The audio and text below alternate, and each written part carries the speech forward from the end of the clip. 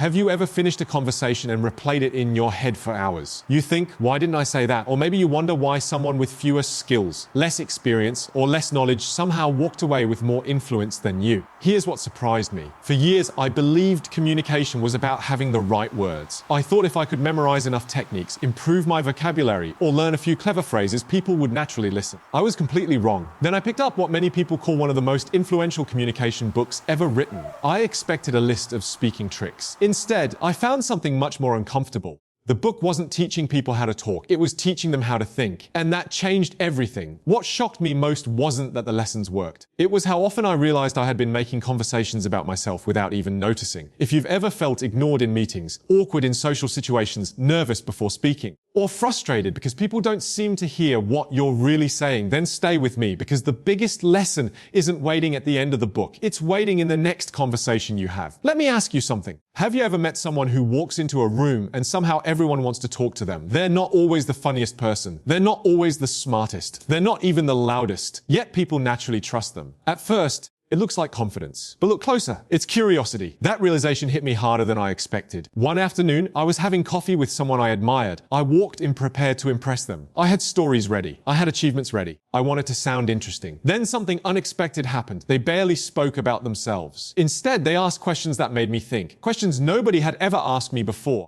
What project are you secretly excited about? What's something you're learning that most people overlook? What challenge has changed the way you see life? I left that conversation thinking they were one of the most fascinating people I'd ever met. A few days later, I realized something strange. I barely knew anything about them. Isn't that fascinating? The person I found most interesting spent most of the conversation making me feel interesting. That's when the first lesson clicked. People don't remember you because you talked the most. They remember how they felt while talking to you. Think about your favorite teacher, your favorite manager, your favorite friend. Were they constantly trying to prove how intelligent they were? Probably not. They made you feel heard, seen, valued. That's influence. The communication book explained this beautifully, but reading it wasn't enough. Applying it was uncomfortable. The next time someone spoke to me, I resisted the urge to jump in with my own story. Instead of saying, that happened to me too, I asked, what happened next? Something magical happened. People opened up. Conversations lasted longer. Connections became deeper. Here's something you can try today. The next time you're talking to someone, challenge yourself to become genuinely fascinated. Not fake interested. Genuinely curious. Pretend they're carrying a book you've never read. Every answer is another page. Watch how quickly people begin trusting you. Now here's where things become even more interesting. Most people think influence comes from having better answers. The book suggested the opposite. Influence often comes from asking better questions. Why?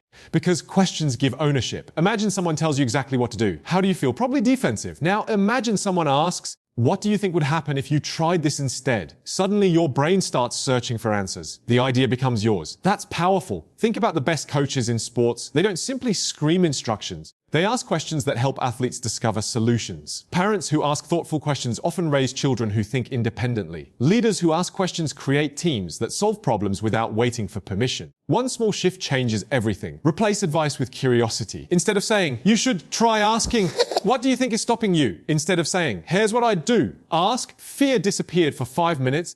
What would you choose? Notice what happens. The conversation becomes collaborative instead of competitive. People don't feel corrected. They feel empowered. And isn't that what great communication really is? Helping someone discover something instead of forcing it onto them.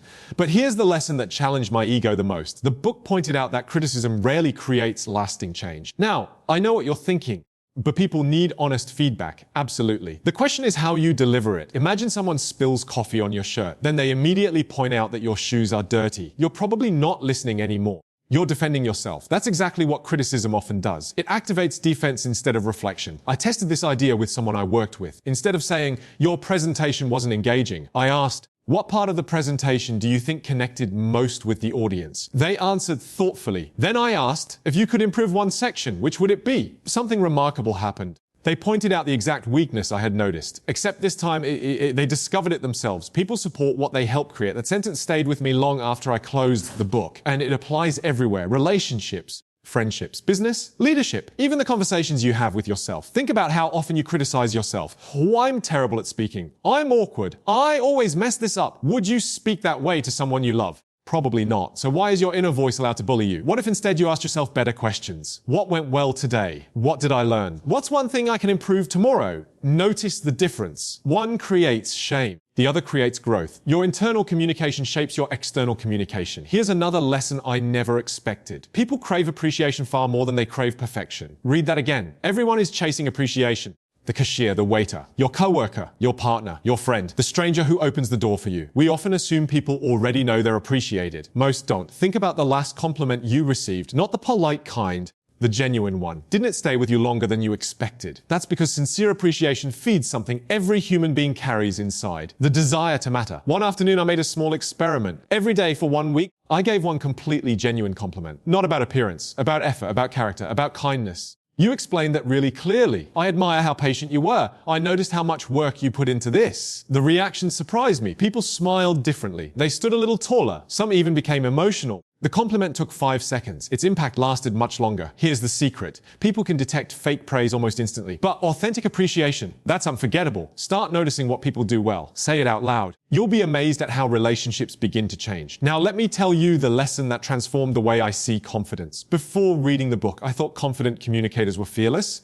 Now I think they're simply focused differently. When we're nervous, where does our attention go? To ourselves, how do I look? Did I sound stupid? What if they judge me? Every thought points inward, but influential communicators do something different. They shift attention outward. How can I help this person? What can I give? What problem can I solve? Notice how anxiety begins shrinking the moment your focus changes. Imagine holding a flashlight. Point it at yourself and every flaw looks enormous. Point it towards someone else. And suddenly you're exploring instead of worrying. Confidence isn't the absence of fear. It's the presence of purpose. The purpose becomes bigger than your insecurity. That explains why some people can speak to thousands despite feeling nervous. They're not performing, they're serving. The audience becomes more important than the speaker. That shift changed the way I approached every conversation. Instead of asking, will they like me? I started asking, how can I leave this person better than I found them? Everything became easier. Eye contact, because storytelling, even silence, because silence no longer felt awkward. It became space for the other person to think.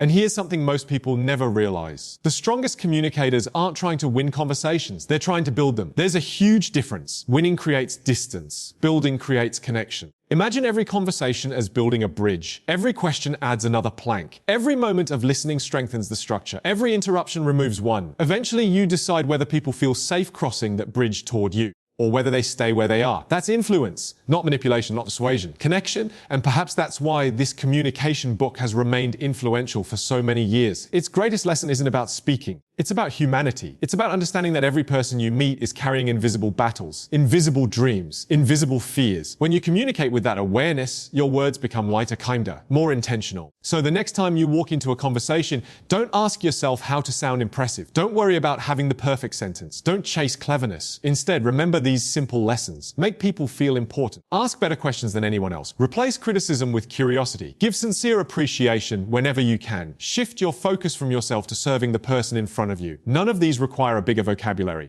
None require natural charisma. None require becoming someone you're not. They simply require paying attention. And here's the beautiful part. Every single conversation becomes practice. The cashier at the grocery store, the colleague you see every morning, the friend who calls you after a difficult day, the family member you've stopped truly listening to. Each conversation is another opportunity to become the kind of communicator people remember. Not because your words were perfect, but because your presence made someone feel seen. Years from now, people probably won't remember every sentence you said. They won't remember your jokes word for word. They won't remember the statistics or clever quotes you shared. But they will remember how they felt after talking with you. They'll remember whether they felt smaller or stronger, judged or understood, ignored or valued. And when you realize that communication isn't about being the most impressive person in the room, but about making other people feel like they matter, something incredible happens. You stop chasing influence, and influence starts finding you. So before your next conversation, remember this one simple question. How can I make this person feel genuinely important? If you carry that question into every meeting, every friendship, every relationship, and every opportunity, you'll discover something no communication technique alone can ever teach. The most powerful words you'll ever speak begin long before you open your mouth.